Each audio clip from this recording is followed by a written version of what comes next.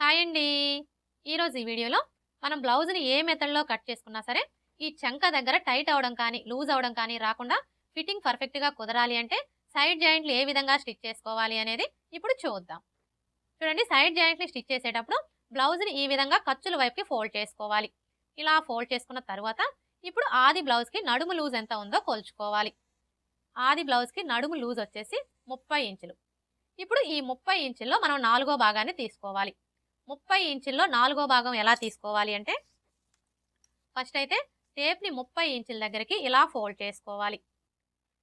ఇలా ఫోల్డ్ చేసుకున్నాము అంటే 30 ఇంచుల్లో సగం వస్తుంది.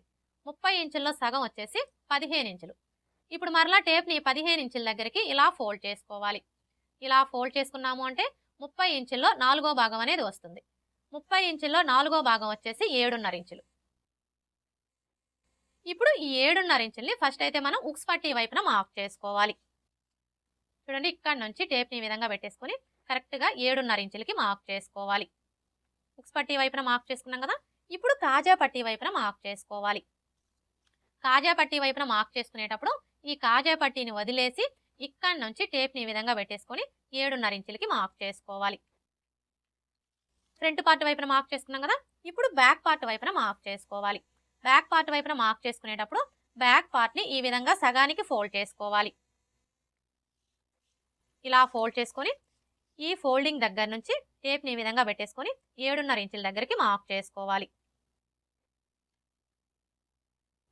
ఇలా మార్క్ చేసుకున్న తర్వాత ఇప్పుడు హ్యాండ్ లూజ్ని మార్క్ చేసుకోవాలి. హ్యాండ్ లూజ్ని మార్క్ చేసుకునేటప్పుడు హ్యాండ్ని ఈ విధంగా సగానికి ఫోల్డ్ చేసుకోవాలి. హ్యాండ్ లూజ్ వచ్చేసి 5.5 ఇంచులు. చూడండి, ఇక్కడ నుంచి టేప్ని ఈ విధంగా పెట్టేసుకొని కరెక్ట్గా 5.5 ఇంచుల దగ్గరికి మార్క్ చేసుకోవాలి.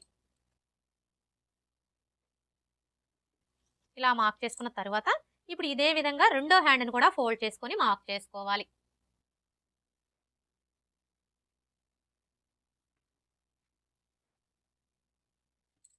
ఇలా మార్క్ చేసుకున్న తర్వాత ఇప్పుడు చంక లూజ్ని మార్క్ చేసుకోవాలి. చంక లూజ్ వచ్చేసి 8 ఇంచులు. చూడండి, ఈ చంక లూజ్ని మార్క్ చేసుకునేటప్పుడు ఇక్కడ చూసారా, మనకి షోల్డర్ జాయింట్ కనిపిస్తుంది కదా. కరెక్ట్గా ఈ జాయింట్ దగ్గర నుంచి టేప్ని ఈ విధంగా పెట్టేసుకొని మనకి 8 ఇంచులు ఎక్కడికైతే వస్తుందో కరెక్ట్గా అక్కడికి మార్క్ చేసుకోవాలి. ఇలా మార్క్ చేసుకున్న తర్వాత ఇప్పుడు ఇక్కడ నుంచి స్టార్ట్ చేసుకొని స్టిచ్ చేసుకోవాలి. ఇక్కడ చూసారా, ఆల్రెడీ మనకి మార్కింగ్ కనిపిస్తుంది కదా. ఇప్పుడు ఇదే మార్కింగ్ మీద స్టిచ్ చేసుకోవాలి. అలాగే ఇక్కడ చూడండి, మనకి రెండు వైపులా కూడా ఖర్చు కనిపిస్తుంది కదా. ఈ ఖర్చు వచ్చేసి ఇలా పాద వైపునకు ఉండేలాగా ఫోల్డ్ చేసుకోవాలి. అలాగే మనకి జాయింట్లు రెండు కూడా ఇలా కరెక్ట్గా ఒకే చోటికి వచ్చేలాగా పట్టుకొని స్టిచ్ చేసుకోవాలి.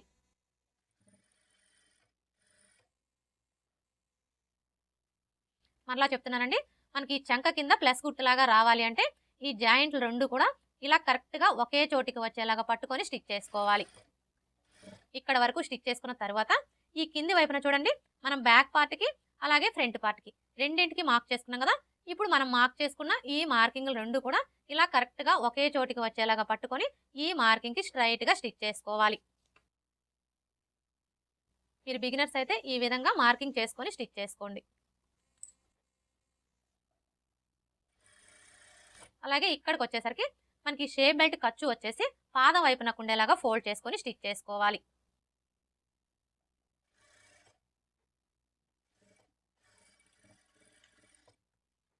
ఇలా స్టిచ్ చేసుకున్న తర్వాత ఇప్పుడు మరలా పావించి మార్జిన్తో ఇంకొక 2 స్టిచ్చెస్ వేసుకోవాలి. మొత్తం 3 లేదా 4 స్టిచ్చెస్ వేసుకోవాలి.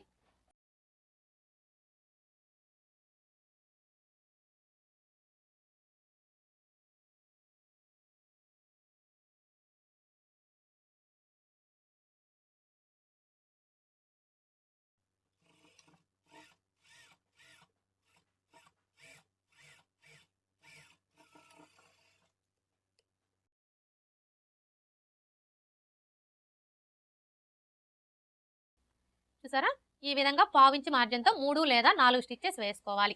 ఇలా స్టిచ్ చేసుకున్న తర్వాత ఇప్పుడు మరలా ఈ చివరన ఒక స్టిచ్ వేసుకోవాలి.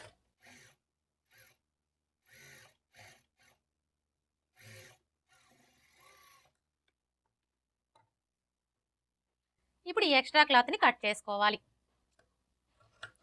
ఈ విధంగా ఒక స్టిచ్ వేసుకొని ఈ ఎక్స్ట్రా క్లాత్ మొత్తం కూడా కట్ చేసేసుకున్నాము అంటే మనకి చూడడానికి ఫినిషింగ్ అనేది నీట్గా ఉంటుంది. సైడ్ జాయింట్లు ఎలా స్టిచ్ చేసుకోవాలో చూసారు కదా, ఇదే విధంగా రెండో వైపును కూడా స్టిచ్ చేసుకోవాలి.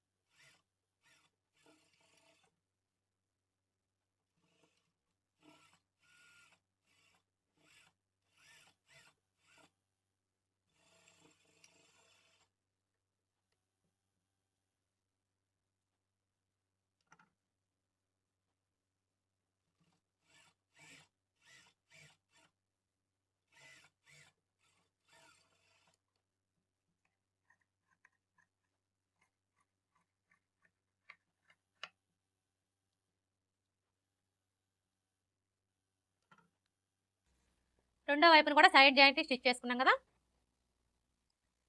ఓకే ఫ్రెండ్స్, చూసారు కదా, మనం బ్లౌజ్ని ఏ మెథడ్లో కట్ చేసుకున్నా సరే మనకి చంక దగ్గర లూజ్ అవ్వడం కానీ టైట్ అవ్వడం కానీ రాకుండా ఫిట్టింగ్ పర్ఫెక్ట్గా కుదరాలి అంటే సైడ్ జాయింట్లు ఎలా స్టిచ్ చేసుకోవాలి అనేది ఈ వీడియో కనుక మీకు నచ్చినట్లయితే లైక్ చేయండి, షేర్ చేయండి, అలాగే సబ్స్క్రైబ్ చేసుకోండి. Thanks for watching.